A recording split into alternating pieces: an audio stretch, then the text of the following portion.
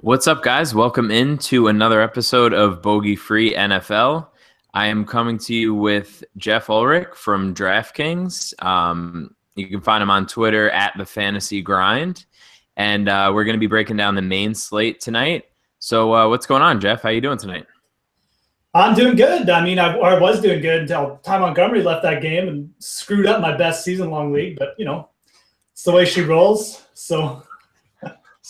So tough. I was just saying, I was sitting here watching the game, and my wife was in here, and I was like, I really think I think I nailed Ty this year. I feel pretty good about it. Got him on a bunch of teams, and then she looks up and she's like, "Oh, I think he's hurt." I was like, "Ah, damn it." I saw the end of that play. As soon as he grabbed to his chest, I'm like, "Oh man, yeah." I can just smell out injuries. I've watched so much NFL. I can smell them out before they happen. I'm like, this guy's gonna get injured.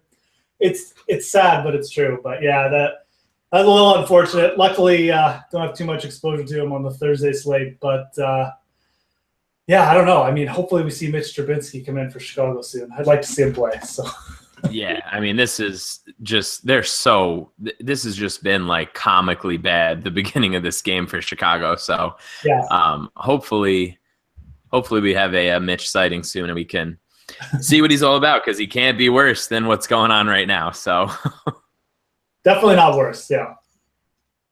All right. So real quick before we jump into this week's slate, I do want to break down our listener league from last week. We had a new winner finally. Lattice Project / Roger Casey didn't win this week for the first time this year, so that was a nice change. So actually, Postal Piranha took it down.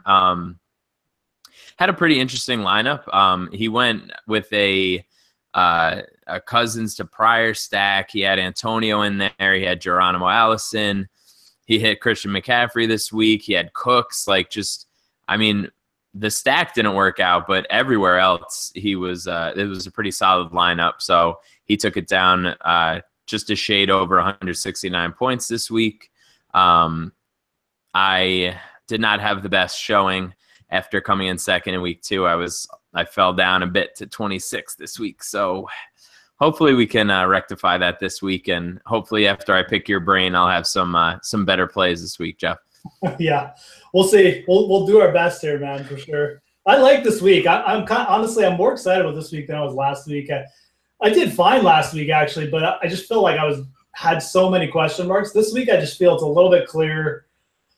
I don't know. Sometimes that's good and sometimes that's bad, but I do like some of those spots I'm on this week. So yeah, definitely. I mean, I had as close as you can be to a break-even week. I think I made $1 this week. It was literally just about exactly breaking even. So I was happy because I was on some bad plays and some random stuff.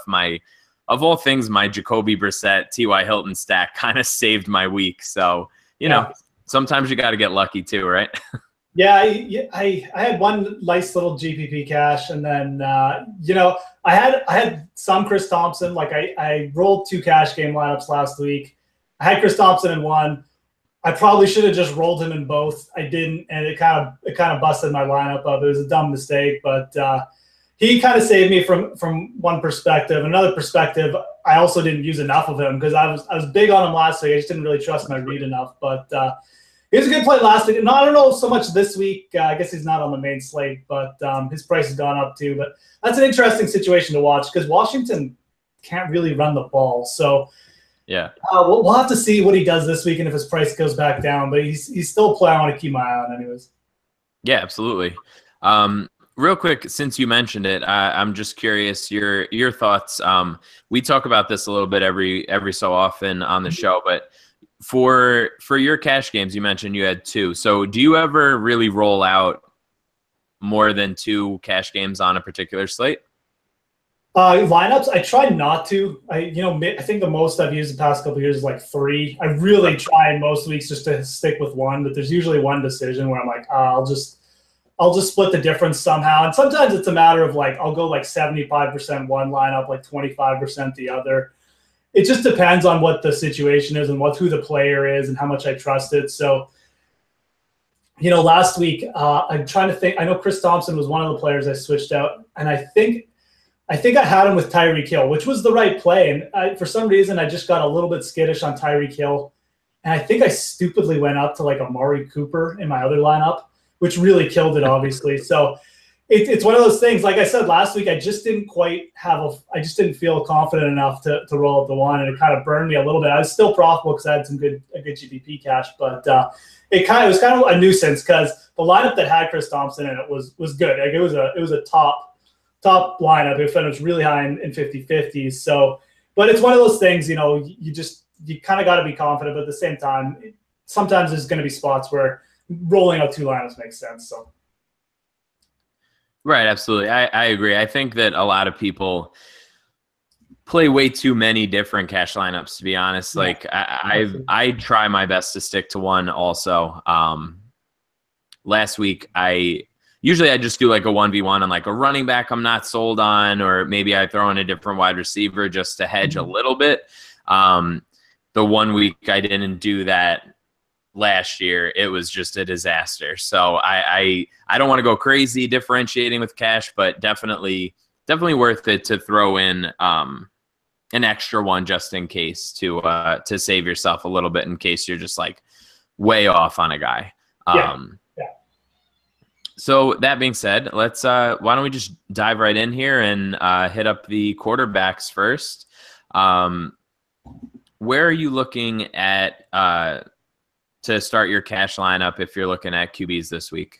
Yeah, I mean, I think this is a good week to pay down. I haven't really actually paid down that as much as I normally like to a QB the first 3 weeks. It's just a matter of not liking the spots as much as certain people.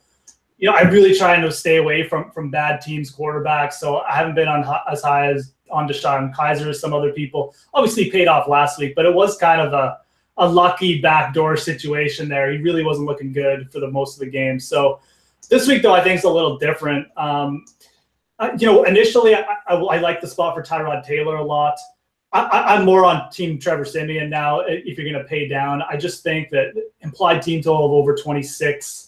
He's played well he's got 6 touchdowns already. He's turned the ball over a few times, and that's hurt him, but he's looked really good to me. Like, he's just a better quarterback, I think, that people give him credit for. So I like Trevor Siemian at 5,200 a lot. Just obviously the matchup with Oakland looks pretty good too after last week. I do kind of a little bit worried about Oakland just bouncing back here and maybe, stifling the Denver offense a little bit. But at the same time, it's only 5,200. So if he throws for even just one touchdown, I think he's going to have a good shot at 300 yards. I just like the floor there a little bit better than Tyrod Taylor, who just doesn't throw as much. I know he's got the legs, but I'm on Siemian for cash games. I think he's going to be my main target. Yeah, I'm fully on board with you there. I think I'm going to have a ton of stacks with Thomas and Sanders with him this week because, I mean, we're not on wide receivers yet, but just Siemian, you're right. He's playing way better than anybody really gives him credit for. And looking at FanShare right now, I mean, Deshaun Watson has 32 start calls compared to Siemian's 19. Like, I'll take Siemian for $100 extra all day long over Watson. Sort of, I mean, not completely regardless of the spot, but I mean, they're both at home, and you can make an argument for Watson, and I will definitely have him in some GPPs with Hopkins. But I mean, I would definitely trust Siemian over Watson, and like you mentioned, even over Taylor.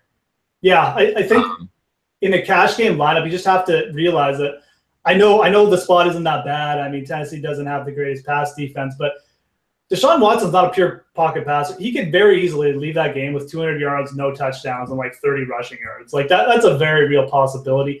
And I know Siemian could have a bit of a bad game too, but I think his floor is still higher. So for cash games, definitely Siemian. Like you said, mixing Deshaun Watson in with GPP stacks, I'm completely fine with that.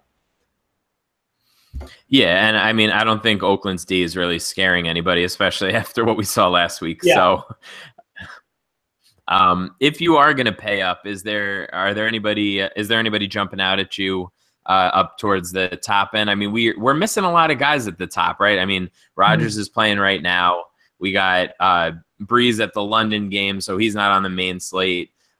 So if you are going to pay up, what are you thinking maybe in a GPP here? Yeah, I mean, Brady's interesting at 8K just because his price is going to make his ownership lower, which, it's a fair point. Obviously, it's like the highest projected team total too, I think, again, this week. I mean, the Patriots offense are going to have to score. Their defense is allowing points. Although it remains to be seen how many points Carolina is actually going to score this week because they obviously are sort of headed in the wrong direction. For me, the guy I'm really high on, and people were high on him at the start of the year, and he's kind of tailed off just because he's had 3 slow games. It's Marcus Mariota, and the thing about him is you have to realize who he's faced, man. Like he's gone up against Oakland week 1, and Oakland's defense played well that week. They're a good team, so it wasn't that shocking that he didn't have a huge week. Then he played Seattle and he played Jacksonville, 2 of the best defenses in the league, and he beat them both. So he didn't have huge fantasy games, but he's played well. And Houston comes in missing Kevin Johnson. They got decimated by the pass last week. I think it's a great spot for Rashard Matthews, who we can get to later. But for GPPs, he's going to be like 3% owned. He brings that running ability. I like him a lot as a target. Going down, I think Phillip Rivers could bounce back. I think Carson Palmer is actually kind of interesting this week too. But I think for GPPs, the guy I'm interested in is Mariota. And then the other guy I'm definitely going to have a stack with is Eli Manning. Yeah. And as a Giants fan, I can tell you that it's hard to get there with Eli lately, but I do agree this week. I think it's a decent spot for him this week. I'm fully on board with you with Mariota. I mean, talk about like where he was going in drafts and season long, and this is 3 weeks after the season has started, and people are just like completely off the guy, like he forgot how to play football. I think it's wild. Honestly, there's a nice range at QB this week where you can really go from, I don't know, maybe from Wentz down to Eli-ish and get really low ownership if you can stack them the right way and you can figure it out in a GPP. I think there's a lot of opportunities in that mid-range. I think people, like you said, Brady's ownership won't get out of control because of the price. But there is always going to be people on Brady, so he'll see a fair share of ownership. And then there's a few like real cheap options that people like. So I think the way to go is sort of that mid tier in a GPP this week at quarterback. Yeah, for sure. I think it's kind of a pay down or pay up week. And like you said, you're not going to have to worry about heavy ownership, I don't think, on anyone, but you're going to be able to get some of these guys at like 1%, 2% owned. It's going to be kind of interesting to watch because if one of them has that monster game, and obviously Mariota is capable of it with the running, it's going to be a real game changer because you're just not many people are going to own them. So, just going down the list, just to talk about Eli Manning for a bit too. The Bucks are missing so many defensive players. So people beating up on Eli, I get it. It's not really his fault, though. He's been completing 70% of his passes. It's just a matter of, Brandon Marshall has nothing left, it looks like. He just does not look like he's got spark. He's getting drop passes. But with Odell back, I just feel like this is such a good spot for the Giants this week. So I like stacking him maybe with Evan Ingram too, him and Odell. Also, Orleans Darkwa and Shane Vereen are on the injury report, so they might not even have like much of a running game anyways. I just like the spot a lot. But you're right. There's a lot of interesting mid-tier guys. Just going down the list, Jared Goff is definitely in a game flow situation where he could throw like 40, 45 times. Even going down further, like I'm probably not going to make a case for Case Keenum, but he's, with his, that's so bad. But I was waiting for you to say that. I was scrolling down and I was like, he's going to throw a little Case Keenum in there, and I'm not mad at it. In a GPP, why not?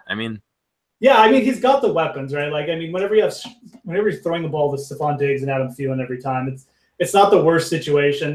I'm not going to use them personally. I just feel like Detroit's defense has been playing well, but he's cheap, right? And he's going to be like 0.5% owned. So look what he did last week, right? At the same ownership. So I do kind of like Goff a little bit, but I really feel like I've got 2 or 3 situations there, which I kind of just mentioned, that I'm going to focus in on and hopefully get really low ownership.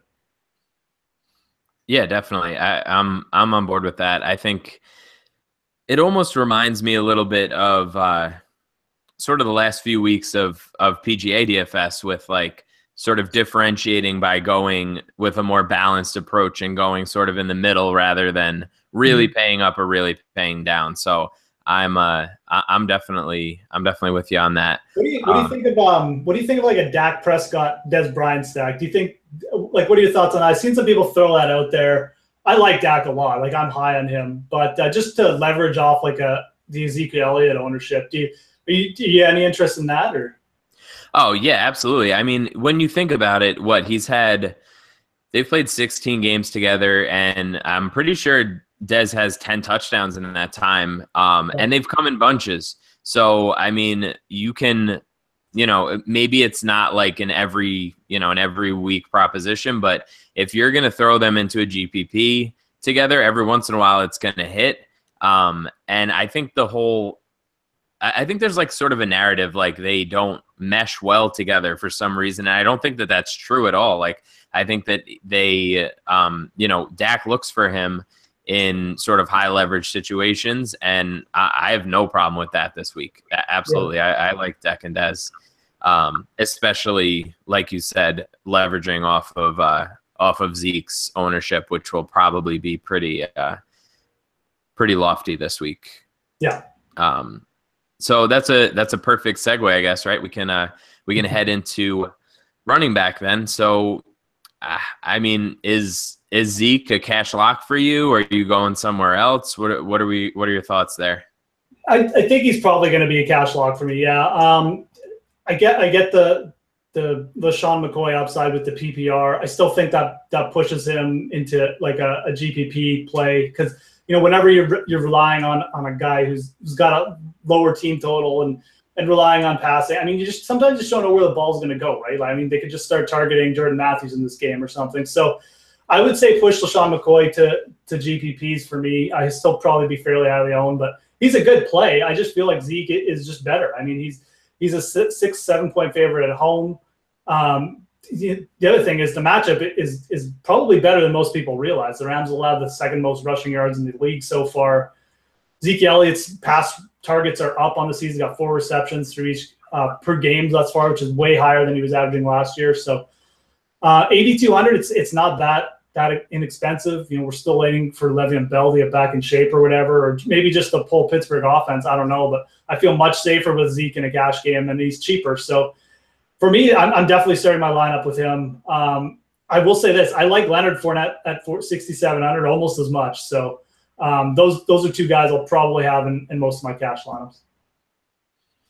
Yeah, I mean, it's hard to argue with Fournette. I was looking through before with just sort of looking at like receiving and rushing expected points put together, and I mean, Fournette is 5th right now, right behind Gurley. Hyde is actually up there, Tymont, and then Bell actually, he's gotten so many opportunities. He just really hasn't done much with them thus far, on the whole for the season. And then the next guy after that is my boy Dalvin Cook. So I mean, I'm kind of feeling Cook in cash this week as well, but I think you could go Cook and Fournette and save some money off of Zeke and pay up at wide receiver and some GPPs and really, sort of differentiate a little bit that way. What are your thoughts on Dalvin Cook? Oh man, I mean, obviously the workload has to be respected. I mean, I don't feel like he's as good a player as people are making him out to be. I mean, he's good. He's an above average running back, but I just feel like against certain teams in certain spots, he's going to get shut down a little bit. I'm not saying this is necessarily one of those spots, but I am a little bit wary of Detroit because they played well to start the year. They hung with Atlanta last week. I'm much higher on Fournette. At the same time, like I said, you respect the workload, right? So, Latavius Murray is not going to get in there and steal like 10 carries. So, right. At 6,500, he's perfectly fine for me. I'll fade him in GPPs for sure. Haven't decided about him on a cash game. We'll have to check the ownership on Christian McCaffrey, because between Fournette, McCaffrey, and Dalvin Cook, obviously you have three like pretty similar guys are getting pretty good workloads. I feel like Cook might be the highest owned of those three. So I'll probably be fading him for those other two guys, or just paying down. So like I said, respect the workload. Maybe he's fine if someone's saying, should I use him in a cash game? Absolutely. But I'm probably not going to use him this week. Maybe it's just a bit of like player bias, but it's also, like I said, I just respect that Detroit team a little bit. Right. Yeah. And I mean, I can see that. I think that there's just a certain allure to just locking in. Like if you play those two guys and you're like, all right, I'm definitely getting 45 touches, or 45 opportunities between these two guys.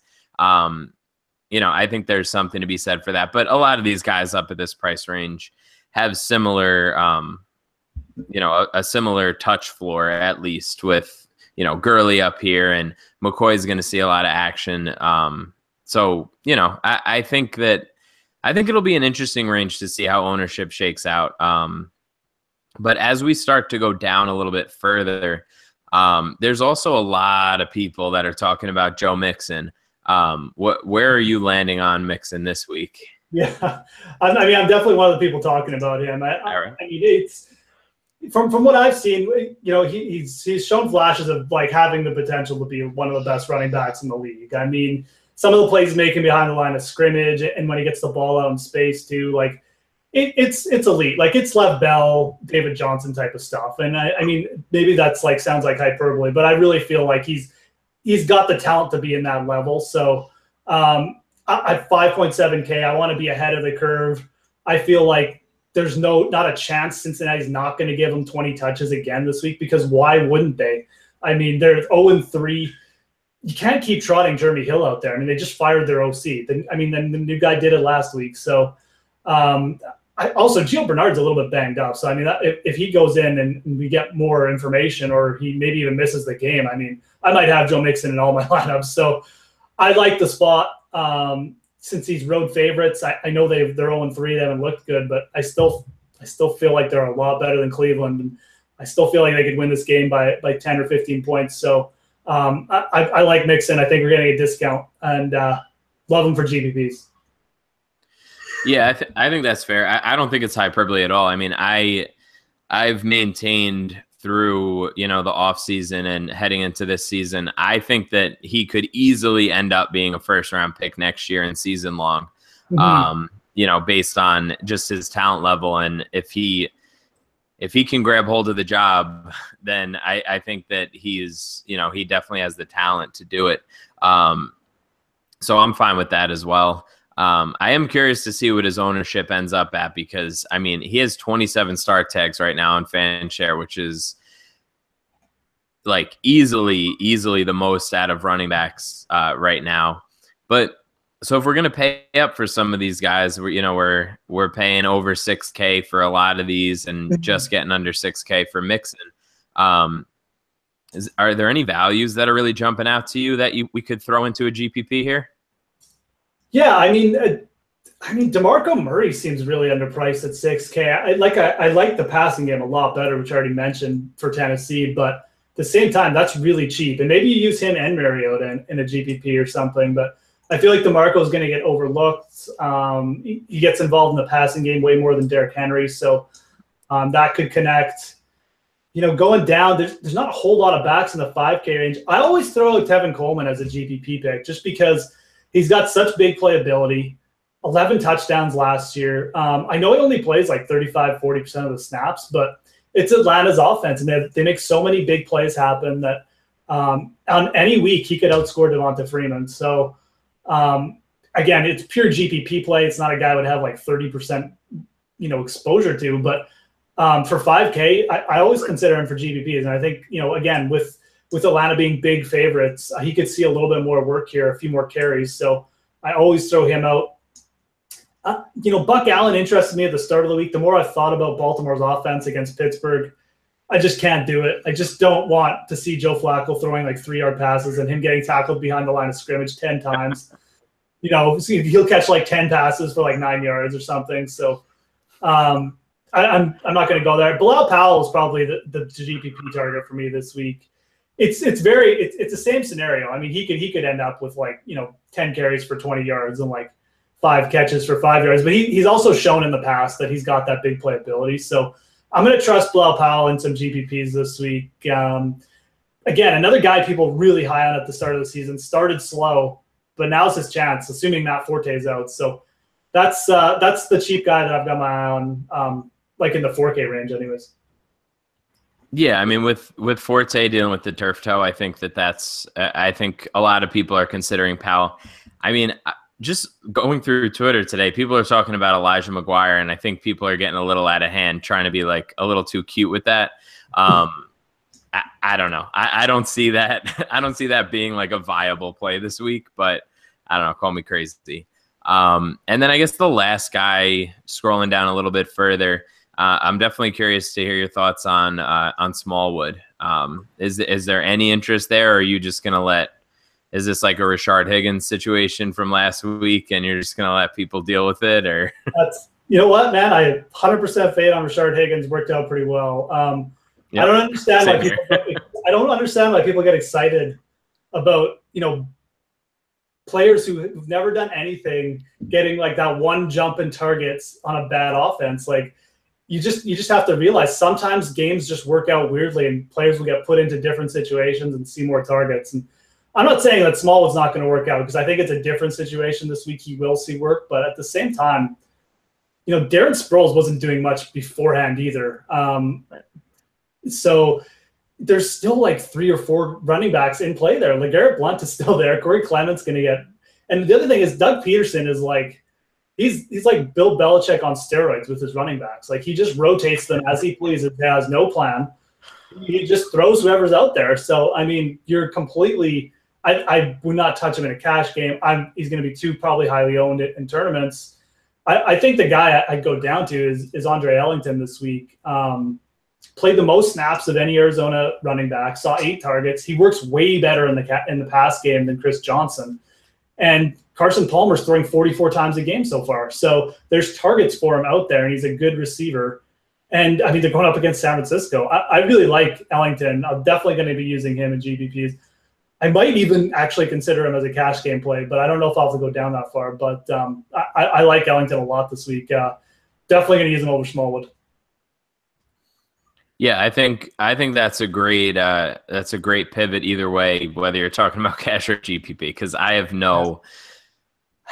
I don't know. I would like to see it for a week, honestly. I don't think it's going to be – I don't think I want to be in on Smallwood this week. If he shows something and, if they show any commitment towards him, maybe for next week, but – I mean, I'm not seeing it too. Just to try and make my point. I mean, they drafted him last year and he barely played because he wasn't good enough to take over a role, right? So what has changed since then? Like he hasn't turned into a better player. So I guess that's my case. It is kind of a Rashad Higgins thing where he's popped up last week in a situation where a guy got injured. We'll see. The workload will probably increase, but it still doesn't interest me. Yeah, and like you said, it's not like Sproles was some world beater the past couple weeks. Like, yeah, he wasn't seeing enough to really truly be viable. So, I mean, I don't know. Unless you're like talking about a season-long like 16-team league, I don't think that you were starting Sproles. So if Smallwood slots into the same spot, then why would you want him? But what do I know? Now that I've made such a big deal out of this, I'm sure he's going to go off for like 3 touchdowns this week, and everybody will be adding me this week about Smallwood, but I guess we'll see. I think he's a hold and a decent pickup in season long, but for this week, I'm not going to touch him. Like we said, it's the same situation as Higgins last week. And I mean, Higgins saw like reasonable, 6 targets last week. So it wasn't like the worst thing in the world, but he didn't do anything with them because he's a practice squad player and he's on the Browns and he's the, second, third option in their offense. So of course he's not going to do much. So with that, why don't we shoot over to wide receivers? And the AJ Green love just keeps pouring on. It looks like he's going to be the Uber chalk. He's at 8,600. Is he cash worthy for you this week? I mean, he's definitely cash worthy. I mean, I was on him last week. I was actually kind of shocked he was as low owned as he was. I just thought it was like an obvious spot, but I guess people were still intent on paying up for running back last week. But as far as this week goes, 8.6K. I mean, the choice, I guess, is AJ Green, Julio Jones, Odell Beckham, and I'm on Team Odell this week. I mean, I just don't. I'm not sure why people don't trust him. I mean, you go back to last season, he's getting like 13, 14 targets a game. It's almost Antonio Brown level of targeting. And then we know he's healthy after last week. It just comes down to the matchup. I mean, again, I'm just not sure people understand. Like, Tampa Bay's missing Brent Grimes. They didn't have a good secondary to begin with. They're out a couple linebackers. New York has no run game. So I could see Cincinnati get it going with Joe Mixon. They run the clock out late. AJ Green gets like 8 or 9 targets, 70 yards. I think that's way more likely to happen for AJ Green than Odell Beckham. And I'm not saying AJ Green can't go off in this spot. Obviously he can, but I trust Odell Beckham more this week. I'm a little bit shocked, quite frankly, that he hasn't been like the guy, because I came into this week thinking, am I going to have to fade Odell because he's going to be too highly owned? And the answer is definitely no, because AJ Green is getting more popularity. I think even Julio is. So, and I mean, we can talk about Julio for a bit. I'm completely off using this guy right now. Atlanta just spreads it too much. They're so good at getting their other weapons involved that they just don't need to target Julio that much, and they're not. So I'm sure there'll be a week or two where he does go off for some crazy game, but 8.8K, I mean, what has he done to deserve that at this point? Just not enough. So I'm definitely on Team Odell. I think he's on the team where they're going to have to pass all game, and he's got the best matchup. Yeah, for sure. I mean, I don't get the Julio thing either. They keep saying it's going to change, and it just doesn't. He doesn't get red zone work. Like, honestly, for a value, like point per dollar play, like, why not just throw Sanu into a GPP lineup at like this point? Evan Coleman, it's almost the same. Use Taylor Gabriel or Sanu for GPPs. I mean, their upside isn't that much different at this point. It's just that Julio's got a safer floor, but for GPPs, it's really upside that we're worried about. So, yeah, absolutely, I think that's a good point. Yeah, and it's just so frustrating because you're like, you have like, I don't know, what could you? I think you could reasonably call him like a generational talent in Julio, like athletically, and they're just like, no matter what offensive coordinator comes in, they're just like, yeah, no, we're going to give it to him in the red zone. Don't worry. And then they're like, maybe not. Like, yeah, it's so like frustrating. Lucy, like, pulling the football out of Charlie Brown, right? Like, every week. 100%. But, yeah, it's just a different situation. I mean, they're just so good at running off their plays and breaking open big plays with other players that they just don't have to target them like Big Ben does with Antonio. So I'm fine just laying right off Julio. If I get burned, that's fine. I don't think it's a bad play.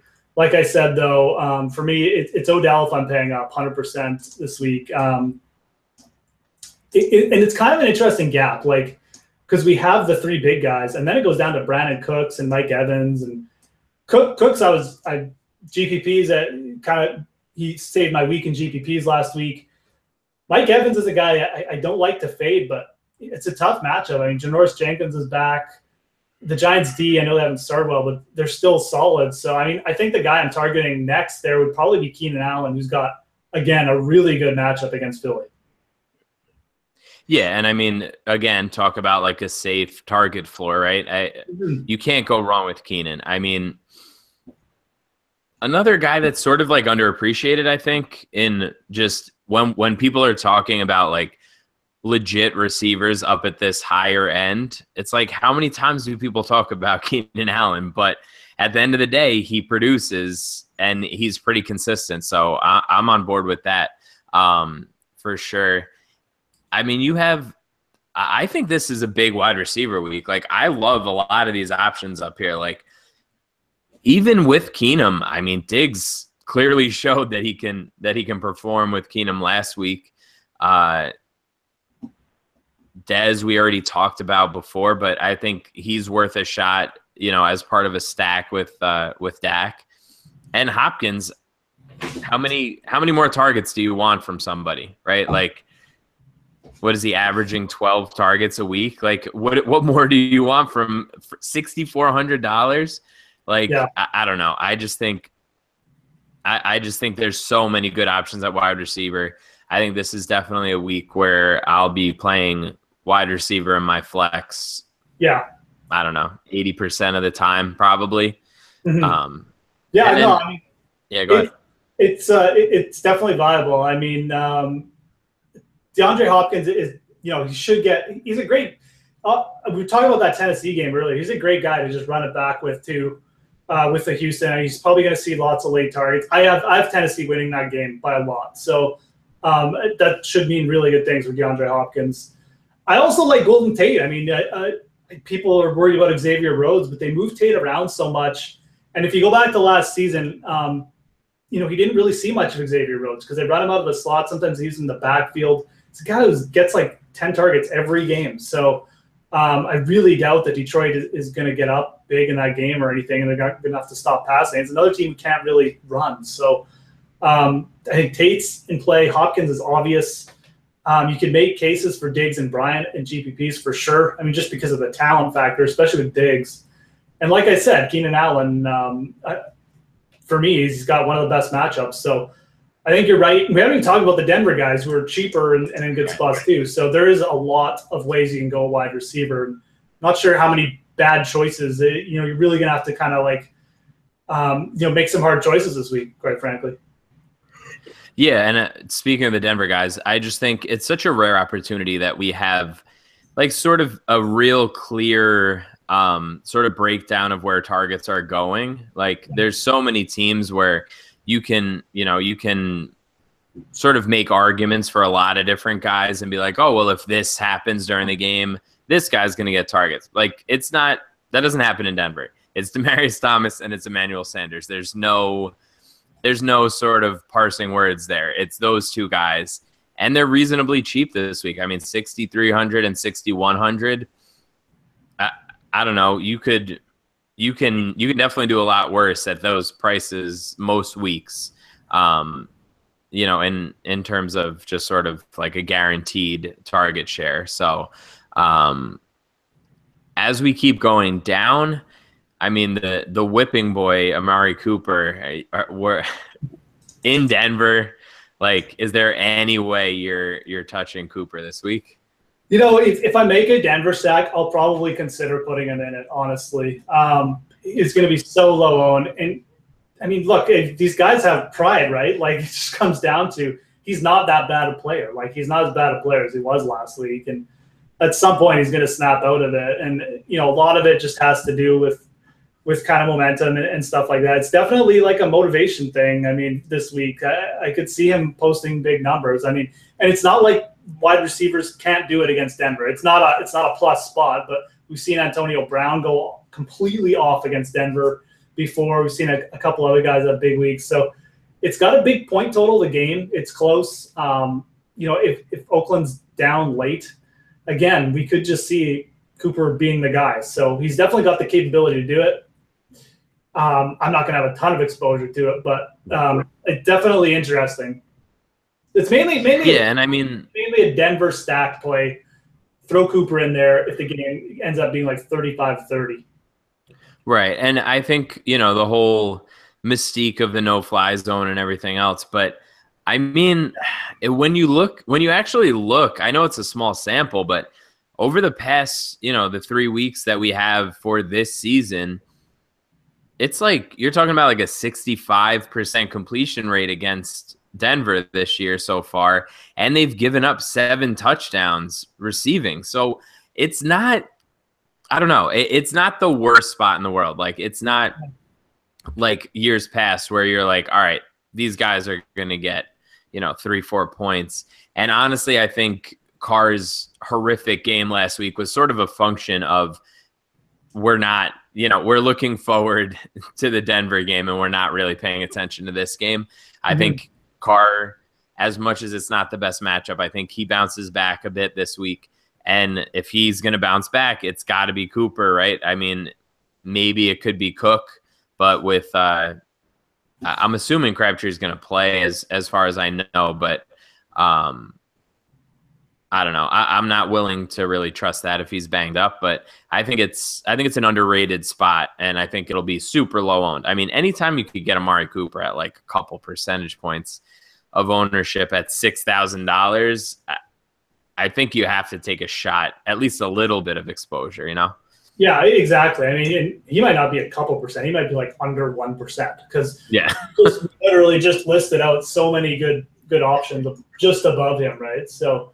And then there's like Watkins and Thielen right below him. So he literally might come in at under 1% this week. But no, I mean, you make good points. Like Denver's been bad against tight ends this year too. I mean, I think Jared Cook's in a decent spot, but they've been better against the run. So it's kind of strange. It's obviously, like I said, it's not like a cash game spot. But again, if you want to target the game, to me, Cooper at 6K, like you said, at low ownership, that's the guy you want on Denver or Oakland. Sorry. Yeah, and it's sort of something, and I guess we could sort of quickly talk about this as well, but I've been trying to balance more of like ownership versus price versus, expectation, right? So you figure you're not usually going to get a player of this talent at this ownership. So like, why not take a shot, right? I mean, in his range of outcomes, he could give you a 20-point game in a reasonable week, like not going out of control. But if you get 20 points out of a 1% play, that you're way ahead of the game. Like that's perfect then. So that's sort of something that I've been throwing around lately. I think this is the perfect week to, and you don't even have to play that much of him to be overweight. You throw them in a couple lineups, and that's it. One out of every 25 lineups. I mean, you'll be right. Double the field. So, I mean, absolutely. Yeah, it doesn't take much to get more than the field on Amari this week. So that's nice, too. It's kind of strange, too. Like, I feel like there's a big dead zone with guys I don't want to use between, like, 4,500 and 6K. So, J.J. Nelson's banged up. Pierre Garcon's a bad matchup with Patrick Peterson. Funkus, no thanks. Deshaun Jackson, kind of a bad matchup. You could kind of see it maybe in like a late game situation. Sterling Shepard, I'd kind of rather go to Evan Ingram as a second option. So I don't know. I mean, is there anyone here that I'm missing out on or that like you like? I mean, big dead zone this week. Yeah, I mean, I think you could probably make a case for Marquise Lee. Although I don't know. That's a tough one because obviously the Bortles factor. But like other than that, I think it's reasonable to throw him into a GPP because he was, pretty heavily targeted last week. He looked good last week. Outside of that, I mean, like you said, it really does get pretty gross pretty quick. If you're not going there.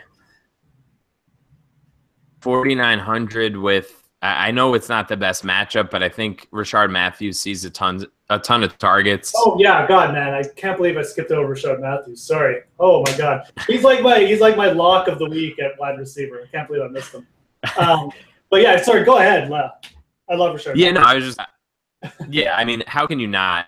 It's another guy who you're just like you're waiting for people to understand like what he means to that offense. Like there's all these new shiny toys in Tennessee and Mariota's just like, nah, I'm good. Like, let me make sure I still get Rashard his. So I'm perfectly on board with 4,900 this week. I'm fully on board with that. So, I mean, it's Corey Davis is out just in case people are listening, weren't sure, but he's out this week.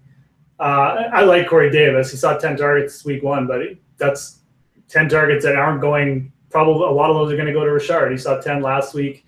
He's a great receiver. That's why Mariota keeps throwing to him because he catches most of the hard passes. So he can break big plays.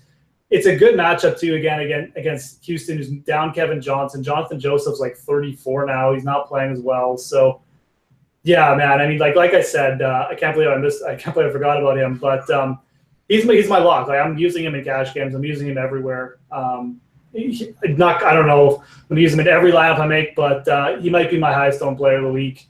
Love the spot for sure. So yeah, I mean, that was the one guy, obviously. But after that too, I mean, there's some interesting players once you get to 4K. I think obviously we got to get the Sammy Watkins news. Looks like he's going to play. That probably takes Robert Woods out of the equation for me. But Jerron Brown is interesting. 17 targets last 2 weeks. Again, I come back to Arizona. They're throwing 44 times a game against San Francisco with a high team total this week. J.J. Nelson is banged up. He's still getting limited practices with his hamstring. Had his snaps reduced last week. I think it's a good spot for John Brown, who's a pretty good wide receiver. So saw 3 red zone targets last week. Like, I don't know. Talk me out of it, Matt. Is it bad or what? No, I think that's fine. Honestly, I mean, if you're going up against San Francisco and Palmer kind of bounced back and seems like he, hasn't completely fallen off the age cliff as some people were calling for on Twitter over the past few weeks. Yeah, I mean, I think that's fine. I think anytime you can take advantage of sort of a condensed target share because of an injury or even just a limitation, it doesn't mean that a guy has to be out ahead of somebody, but even if they're limited in a wide receiver core like Arizona, where they tend to spread it out a little bit, I think that's a fine play. Yeah. And then I gotta ask, because I'm a big Will Fuller truther. He's coming back this week. Are you throwing him in any GPPs this week? Oh man, probably not. Can't. I know. I want to so bad though. Yeah. It's always that first week back thing, right? But at the same time, if he's healthy, Yeah. I mean, he's easily their second best wide receiver. I mean, like, it's not even, I don't even know who else is on that team after Deshaun Johnson's right now. But Braxton Miller, is there. I guess Bruce Ellington. But no, I probably won't. But he's a guy who can break one. It's just 150-yard pass, right? So, yeah, he kind of surprised me last year. But I like Jordan Matthews at 3,900 too. Again, a guy who gets low targets but can break big plays. It's kind of a spot where, again, Buffalo could be passing a lot more than they usually do late. So I'd probably rather go Jordan Matthews if you're looking for like a really low-owned GPP play at 3,900. A couple other plays down here. Marquise Goodwin is kind of interesting. Again, the second wide receivers against Arizona is having a lot of success. Marquise Goodwin's complete boom or bust, but again, it's like Will Fuller. I mean, it's one pass, or it's either going to happen or it doesn't. It's either that one big play for a touchdown or no. So I think those are the other two main players. I don't know. Is there any min price guys or people I've missed on that interest you? Or I mean, I keep just throwing in Travis Benjamin into GPPs just because I'm just waiting for that game. Yeah. So I think that's like, I'm talking a couple percentage of your exposure, but just real quick, going back to Fuller, I do think it's worth noting, like, it was a collarbone. It wasn't like a soft tissue injury that he's going to, come up lame running a route because of his hamstring or a groin or something like that. So that is the only reason why I'm like, maybe you get him at nothing this week and go from there. That's a but good outside point. of a good point. Outside of that, I mean, it's tough, man. It like once you get down this low, you're strictly talking GPP unless there's like 4 injuries in front of a guy, basically. Nothing else is really jumping out at me, honestly. That's kind of where I'll limit the guys we spoke about so far. Kind of where I'm limiting my my wide receiver plays this week. So if you don't have anybody else, we can jump over to tight end and yeah, for sure. I mean, hit some stacks and get out of here. Yeah, for sure. So all right, we got my boy Gronk up at the top. What are we thinking? Got to do it at some point this week. It just depends how you're creating your lineups, right? I mean, cash game for me this week, I'm not going to pay $6,300 for Zach Ertz. He's finally gotten a little bit too expensive, I think. And I'm not quite sure about the matchup either. Like the Chargers at home, they might be 0-3 again, but they're a talented team and they're talented on defense. So I'm not going to pay up for 6,300 for Zach Ertz, and that's why it's 5K. I probably would, but to me, it's all about the guys under 4K this week. I don't want any Kyle Rudolph. Delaney Walker's fine for tournaments. Jason Witten at 5K, like no thanks. I don't need like a 39-year-old 5K tight end. It just comes down to the cheap guys, and obviously Gronk for tournaments is fine, but not in the cash game. I'm not going to pay up. So I don't know who jumps out to you among for cash games. I might as well start there. I mean. Yeah, I mean, for cash, I think Braid is viable this week. I think the Giants have shown time and time again that they have no idea, despite having an all-pro safety in Landon Collins, they have no idea how to cover tight ends under any circumstance. So I think Braid is somewhat interesting. It seems like everybody's on Clay this week against Atlanta. Mm-hmm. Which I think is also fine. He's seen some volume. He's averaging 6 targets a game this year so far. And everybody wants to get cute with Austin Seferian-Jenkins this week. Like, yeah, he has so many star tags on FanShare, and I'm just like, am I missing something here against Jacksonville? Like, I did not see that one coming, to be honest. Like, I don't know. It's just like, again, it's just a guy who gets 6 targets, and I get it. I mean, there's not like a ton of options in the Jets, but it's still Austin Seferian-Jenkins, and it's still Josh McCown throwing him the ball, right? So I way prefer Evan Ingram to Austin Seferian-Jenkins at 3K, like so much more. Of course, it's such an easy pivot. Like it's the same price. Just play Evan Ingram. Like, why are you trying to be in a better offense? There's no point. Yeah. Right.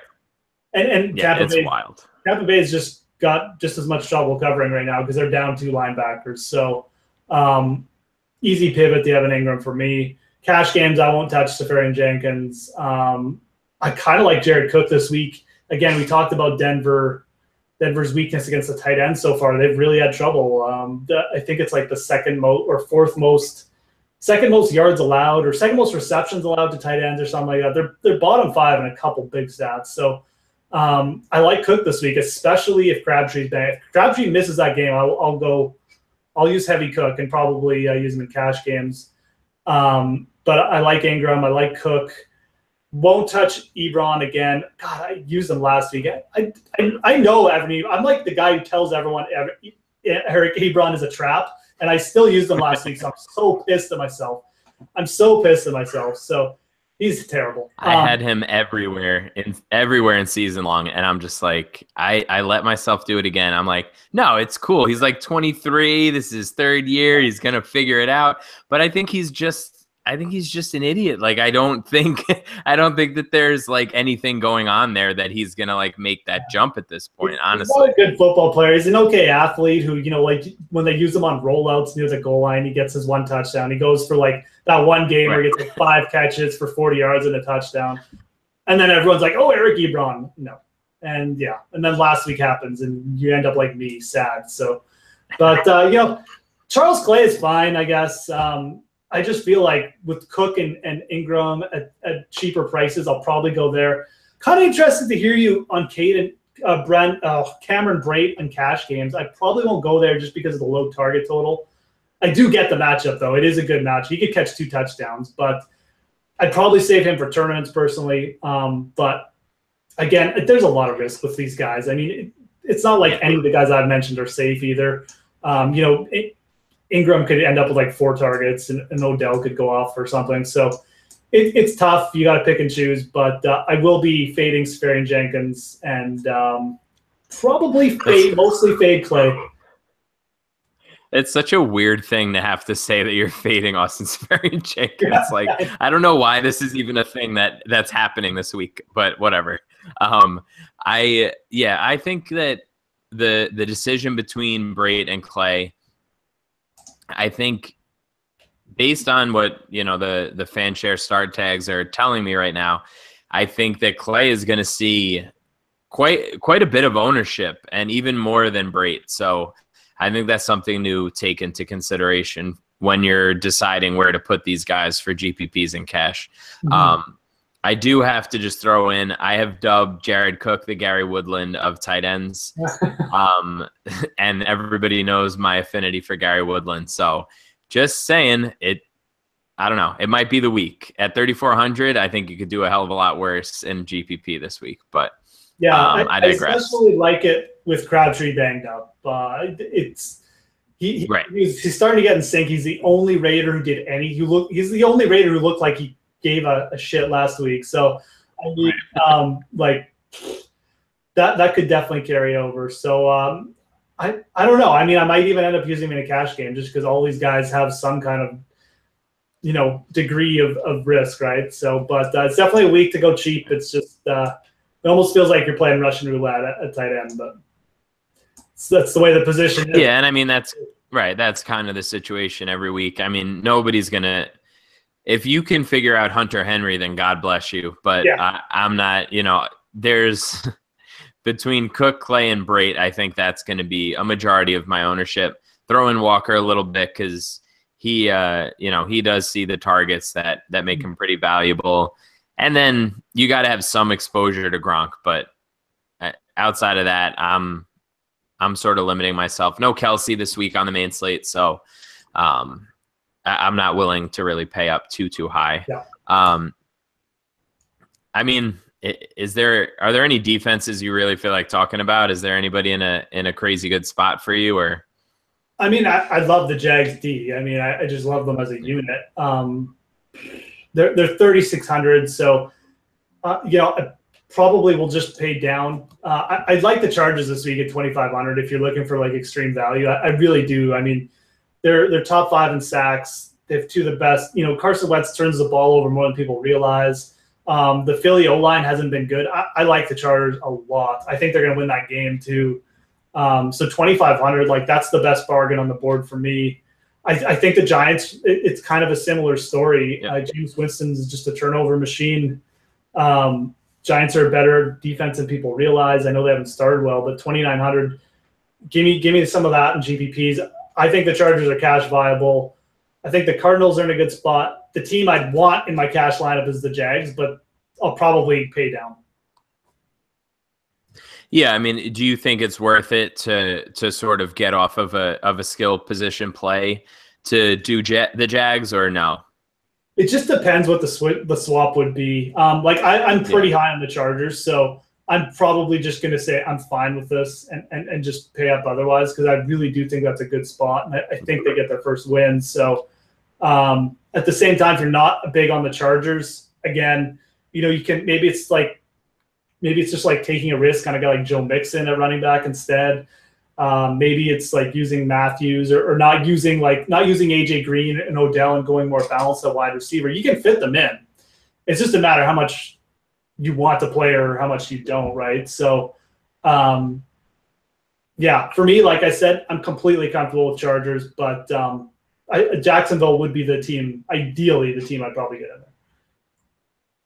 Yeah, and I think, I don't know, this is just my Giants fandom coming out, but I think, I don't know, I'm gonna just call right now, Landon Collins is gonna run back a pick this week. That's my if I had to pick a defense for a pick 6 this week, I think it's going to be the Giants. So I've been very profitable and good at predicting defenses, just starting whoever plays against Jameis Winston. Because even if they win, he throws like 3 picks, and sometimes they go for pick 6. So it's like exactly. Yeah. All right. So before we get out of here, we've sort of touched on a few of the stacks that we're considering, but if you had to pick one or two stacks, where are you headed? Yeah, so I mean, like I said, I definitely like the Mariota Rashard Matthews stack. I think you'll get Mariota super low ownership. Rashard Matthews isn't even trending to be that chalky, quite frankly. I thought he should be, but he's not going to be. So I like that. Like I said, you could pair him with DeAndre Hopkins too, and get the game stack going. So that's definitely one. And I think the Giants spot is really good. Like I said, Eli's not playing that bad. They have no run game. it's a beat up Bucks defense with not a good secondary. You can pair Eli with Evan Ingram. You can pair Eli obviously with Odell. I like that threesome. So those are probably my top 2 stacks. We're getting a little bit deeper. I mean, we talked about obviously Denver. Just trying to think if there's really any off the like crazy, like maybe good value stacks we missed. Tyrod Taylor, Jordan Matthews. Jordan Matthews is a guy I like, so that definitely kind of makes a little bit of sense. You could maybe throw in a Falcons player, to run back with too. So I think that's a viable, like if you're trying to like catch the lightning in the bottle, like T.Y. Hilton, Jacoby Brissett last week. I think Matthews and Tyrod Taylor kind of makes a lot of sense too.